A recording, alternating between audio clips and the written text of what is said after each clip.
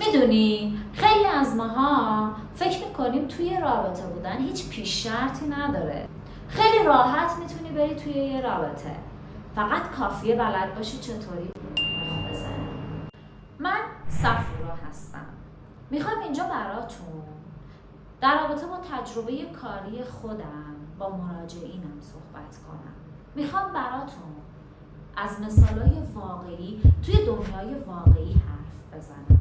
البته لازمه که بدونید من روانشناس بالینی هستم و حفظ اسرار مراجعینم همیشه یکی از اهداف اصلی من بوده.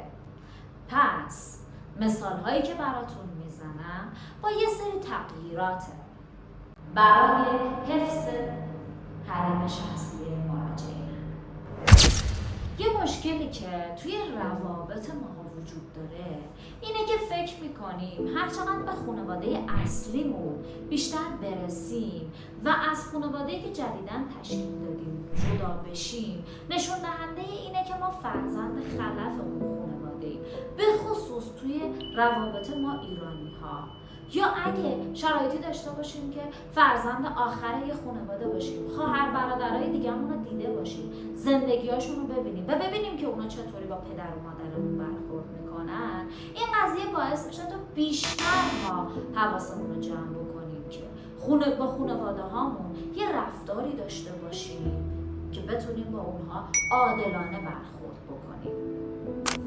داستان این مراجع من برمیگرده به 6 سال پیش، زمانی که توی دانشگاه با همسرش با همدیگه دانشجو بودن. اینا به مدت 3 سال با همدیگه دوست بودن و این خانوم از خانواده‌اش جدا میشه و میاد همراه این آقا زندگی مشترکش رو توی یه شهر دیگه آغاز میکنه.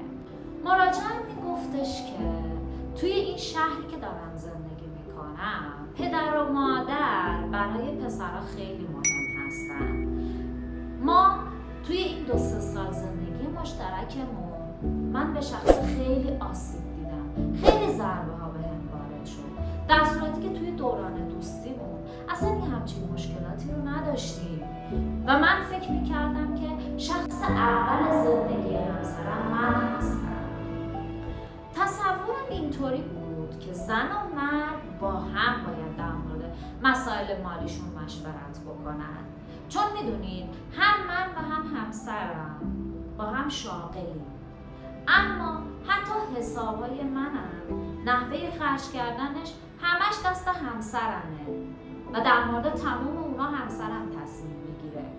اما من فکر میکردم که ما باید با هم دیگه راجع به این موضوعات تصمیم بگیریم و حسابمون رو بررسی بکنیم. انقدر بغض سنگینی توی گلوم هست که کارم شده همیشه گریه. 1-2 باری تصمیم به خودکشی گرفتم، اما میدونی جرأتشو ندارم. انقدر شرایط برام سخته، انقدر بهم فشار میاد که نمیتونم این شرایط رو تحمل کنم. منی که تا قبل از ازدواجم خیلی شاد و خوشحال بودم. خانواده‌اش براش در درجه اول اهمیت قرار داره. آخه میدونی یه خواهر و یه برادر بزرگتر داره که مجرد هستن و سنشون هم بالا هستش. همیشه فکر میکنه که یه احساس دینی نسبت به اونا داره. بارها و بارها شده به هم بگه که معلومه که اونا برای من خیلی مهمتر و با ارزش‌تر از تو هستن.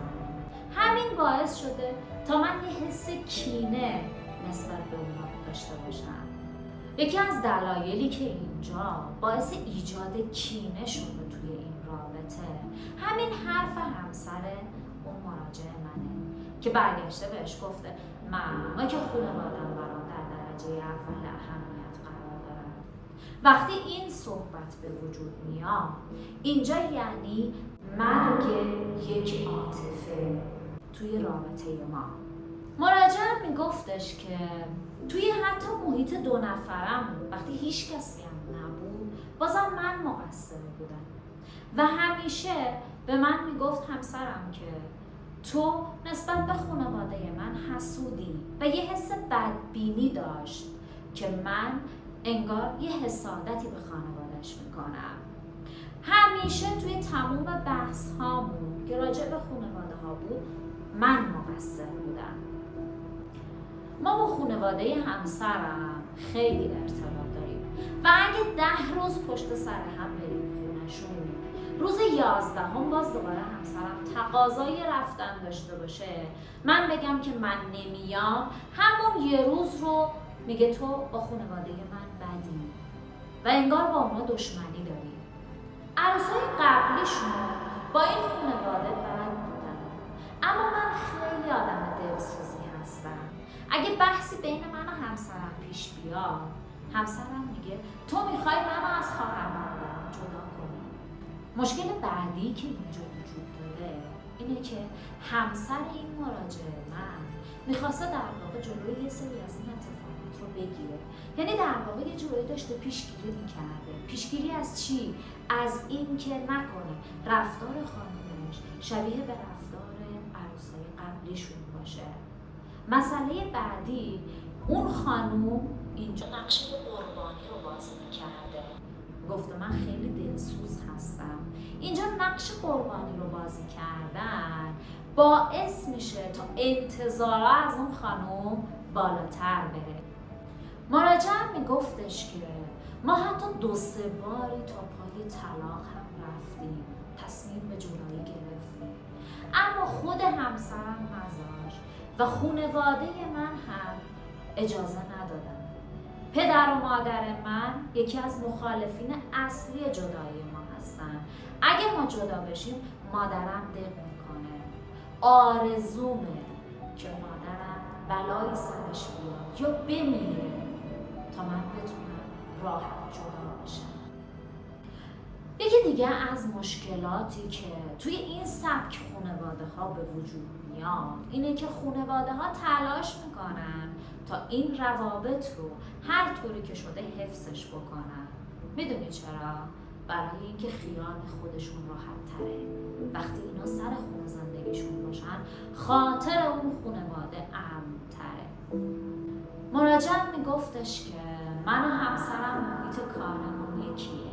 اگه حتی من خودمم بخوام به خاطر اینکه یه جا داریم شبانه روز زندگی میکنیم هیچ کاری نمیتونیم انجام بدم. حتی پیش میاد یه وقتایی که ما تا 2-3 هفته بعد از دعواهامون رابطه نداریم.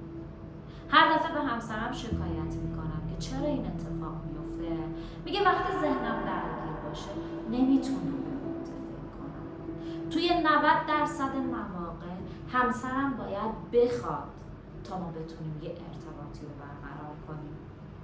چرا هر وقت خواست ما باید رابطه داشته باشیم؟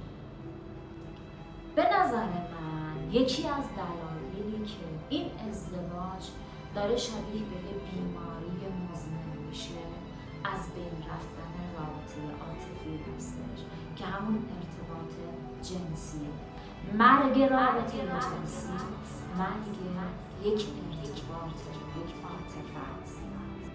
مراجعم میگفتش که همسرم به هم میگه تو اگه تا آخر عمرت هم تلاش بکنی نمیتونی جای خانواده‌مو بگیری.